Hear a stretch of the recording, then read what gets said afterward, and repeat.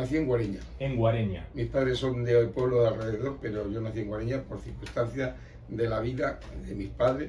Nací en Guareña. Yo y mi hermana, que me sigue, de 5 años. El hermano mayor nació en Melilla. En Melilla, de acuerdo. Porque mi padre estuvo allí cuando terminó la guerra, perdón. Sí. Cuando terminó la guerra y no había trabajo, se buscó un trabajo de, ¿cómo decirte?, oficial, llaman en el ejército técnico de algo, o sea, bueno, él era oficinista, en lo que le iba. Entonces, pero podía ser una oficina de una empresa cualquiera o también te contrataba al ejército. Entonces se apuntó y le mandaron a Melilla a estar allí de oficinista sin ser militar, con una graduación de militar a la hora de remuneración y demás, pero sin ser militar, y allí nació mi hermano. Entonces tenemos esa cosa de que mi hermano nació en Melilla. Por ejemplo, ¿eran las fiestas del pueblo? ¿O era festivo? ¿Se comía algo en especial? ¿Tienes algún que otro recuerdo de las fiestas del pueblo? Bueno, lo normal y como especial es que se comiera un pollo. Un pollo de corral, pero que no es cualquier cosa, pero entonces que se comiera pollo. Si no, entre semanas, o sea, a diario se compraba en la plaza, pues lo que más se vendía era cerdo y cordero. La ternera y esas cosas, solamente había un puesto en mi pueblo que matara. Pero en el pueblo había bastantes carniceros, y entonces tanto de carne de cerdo como de cordero había. Y se compraba el cordero pues para hacer filete. Por ejemplo, en Semana Santa se hacían los filetes empanados para llevarlos al campo. Con las costillas, en fin, todo lo que el cerdo produce, y el cordero se comía. Y no recuerdo que en aquel tiempo fuera excesivamente caro. En mi casa se compraba normalito, ni mucho ni poco. Pero lo que se decía en la fiesta, lo que se hacía es con pollo. Había matanzas también. En mi casa, a pesar de no ser del campo, pues alguna vez hubo matanza. Mi padre compraba un cerdo y lo tenía en casa engordándolo un mes a lo mejor. También hubo tiempos que recuerdo de haber comprado un cordero, de haber comprado pavos para matarlos por Navidad y hacer matanza y tener algo de...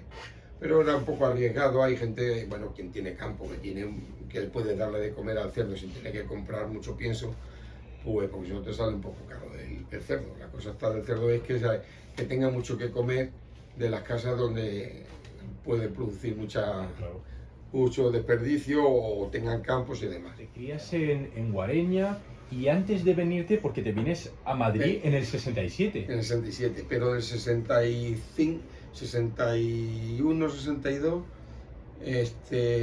mi padre en casa se sufre un trauma, porque mi hermano ya empieza, no sé si fui, no, quizá fui yo primero, que ya tenía 10 para 11 años, digamos que cogí ya el primero de bachiller, lo cogí un poquito pasado de meses.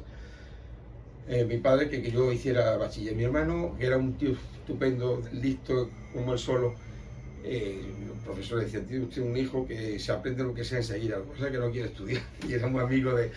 Él estudiaba entonces en una academia, después de salir de la escuela nacional, donde te enseñan la primaria. Pues estudiaba, hacía el bachiller en una academia y se examinaba en Badajoz, por libre. Y no llegó a hacer mucho estudio, terminó con el cuarto, la reválida y por esto de contar. Y mi padre lo que hizo conmigo es decir: bueno, pues si consigo una beca, que en aquellos tiempos, por lo que sea, se enteró de que daban una beca de estudio, digo, si le puedo mandar a Mérida, al Colegio de los Salesianos, donde él vendía, pues dijo: coño, aquí pudiera venir mi hijo que a estudiar, pues qué bien. Y entonces confió en que yo podría estudiar allí. Y entonces me preparé en un verano en la academia esa para hacer un examen de ingreso y irme a examinar a Mérida a los Salesianos. Hice una prueba allí de ingreso, lo aprobé, y entonces a mi padre le dieron la beca y yo pude estudiar. En el primer año y segundo estuve medio pensionista, me iba a dormir a casa de una tía. Y el tercero, que decía mi padre: ese curso va a ser más difícil, no sé cuánto, a ver si puede que te quedo interno. Tenía que poner un dinero más porque la beca no daba para todo, pero algo ayudaba. Entonces, primero y segundo fue medio pensionista, el tercero estuve interno, totalmente.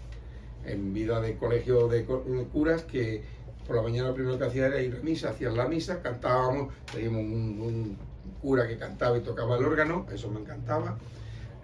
Íbamos a la misa, después a desayunar, luego las clases, que había clases con media hora de estudio siempre delante, que había que estar callado y no deberías de hablar porque te apuntaban y si no te quedabas el fin de semana, si eras externo te ibas al colegio y si estabas interno no salías del colegio y te quedabas a estudiar.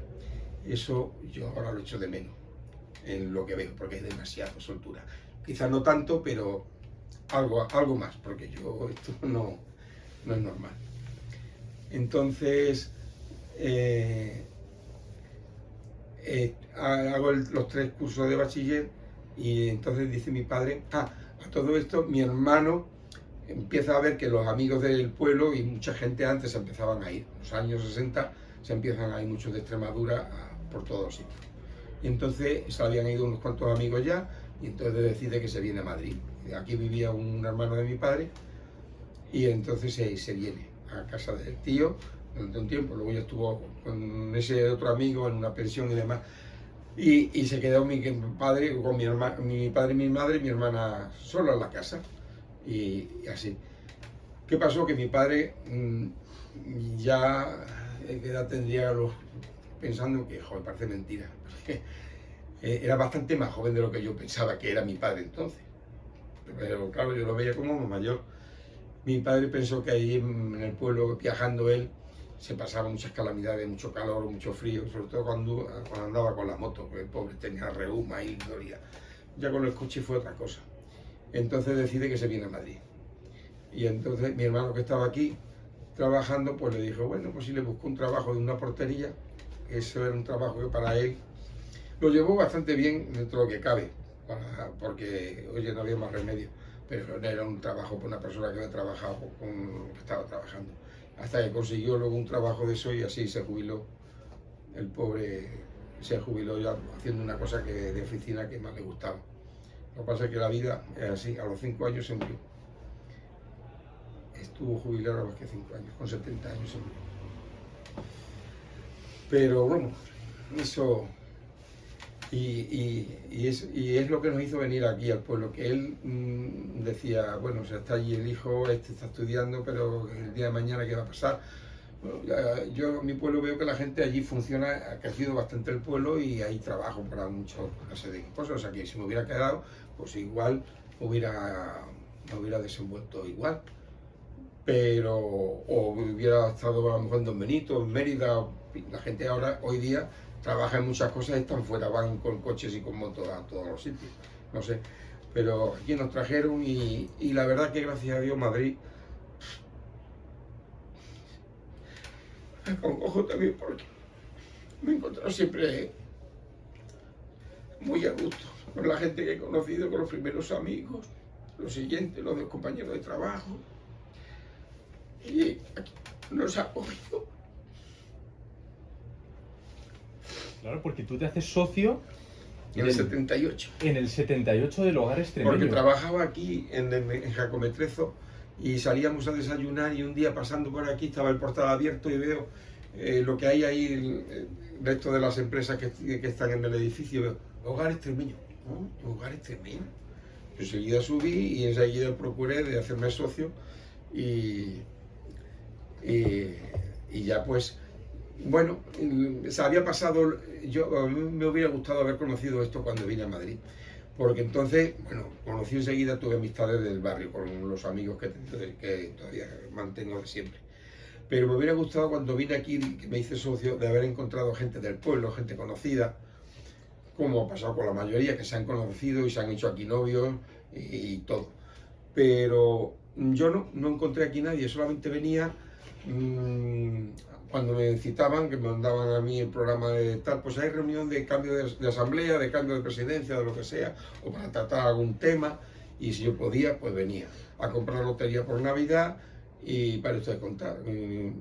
Me quiero acordar que cuando estaba en la biblioteca ahí, una vez vine y pensaban hablar de que si íbamos a casa de guitarra y de tocar y de hacer alguna cosa, pero a mí me cogía también la época que estaba estudiando, estaba luego con novias, con casados, con hijos, total que no pude dedicarme mucho tiempo a venir por aquí y hubiera intimado con la gente que ahora conozco.